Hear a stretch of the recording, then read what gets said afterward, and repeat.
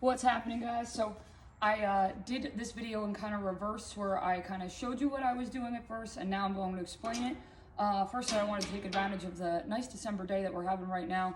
Got to open the garage bay door up, which is awesome, to let the exhaust out. I'd also like to point out, for my safety measures today, other than the equipment I outlined last time, is I did go ahead and take my scarf off, because as one of my journeymen texted me and pointed out, it's not exactly fire resistant as much as I might have liked to joke with him and said that it was woven with Kevlar. So I did go ahead and take the scarf off, and what I'd just like to show you is something that I guess would contradict what I said in my last video about not pre-drawing things. So that's not entirely true. I do go ahead and use my Crayola sidewalk chalk, which it gives me a little bit of a good chuckle because it's not exactly very refined, and that is the way that I prefer it, because like I had mentioned in my last video, I go with something I call divine download, where I just feel, and that is in essence true. But what I would also like to mention is I do like to sometimes give myself a direction of flow, and then I just go. So when I sat down with this piece today, this is what I felt guided to work on. I wanted to give myself a center point, so when I drew the X, what it actually started to look like to me was a cross. And then I got guided to kind of make these flow lines, and what that spoke to me was how all things that we do flow through Christ. And I am a woman that respects all higher powers, so whatever source force you believe with, I am cool with, and not here to offend anybody. That's just what I believe. Another thing I wanted to outline was over here I have something that looks sort of like a fern. My reasoning for outlining that with a little bit more detail is I am trying to teach myself concept of dimension. So I did not go to art school, and the reason I need to actually give myself definitive lines is because instead of cutting out the fern, I want to cut what's around the fern so that the fern can be its own solid piece of metal. It might be easier to show that than speak it, so you might have to just stick with me with this. And I'm gonna cut this now, and I'm gonna get to work.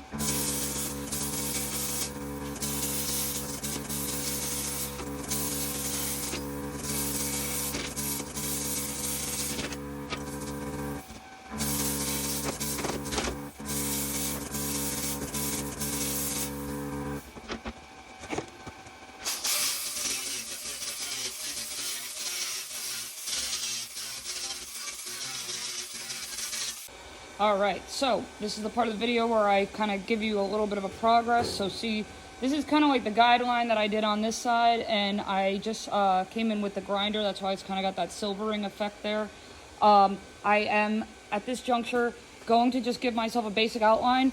A piece this size will not get finished in one day, so I will do only what I feel guided to do, which is just get a start on this. This piece has been in the shop for a while now, and I never grab anything until I feel guided to do so.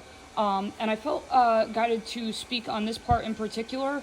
Some of the inspiration for my work, sometimes I get, a distinct message, and this kind of has like a look of a wave. Now I have an abstract base, so I don't particularly cut things, like any one thing. But what this says to me, and I just feel guided to speak on it, it has kind of like a question mark here. So if you're ever questioning the waves in your life, there's something I'm getting guided to say that speaks of smooth seas don't make skilled sailors, or something of that nature. If you know that exact saying, drop it in the comments below, because I know that I've heard it and I don't know what it is exactly that I'm trying to say, but that is what I felt guided to cut, and that is what that portion of this piece speaks to me. I'm going to put the camera back up and I am going to cut this fern, and then I'm going to put this piece aside and only work on it when I feel guided to do so.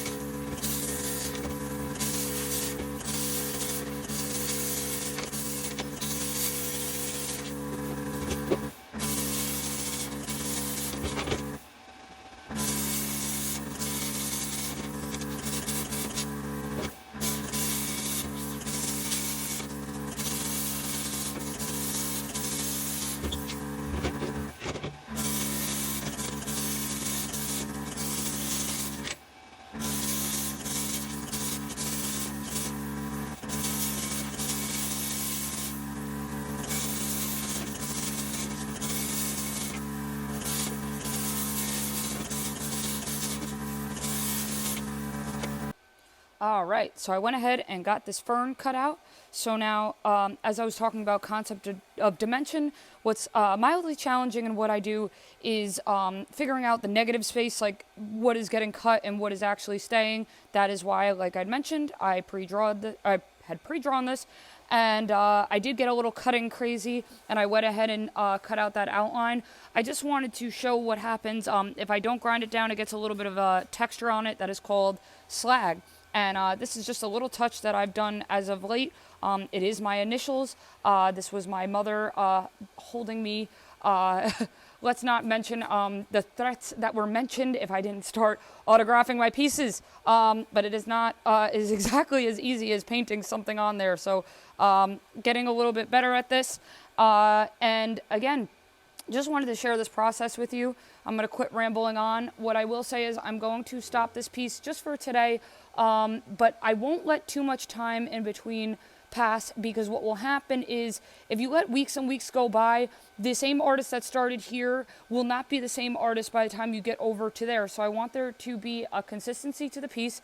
And what I do need to think about is, because I chose to do this kind of design where I made the firm not the piece that's cut out, I have to maintain some consistency on this side now. So I really need to think about how I want to go about this, and again, not cut out the negative space of what will be reflecting over here. So I want the piece to have some balance, but again, it's something that I don't want to do what I would call forced creation. So I'm just going to take a little bit of break, think about how I want to do this, and maybe tackle something else for right now, which will most likely be a sandwich, because I'm very hungry. I hope you enjoyed this, and that's my attempt at being corny and hopefully made you laugh. Thanks for sticking with me, guys.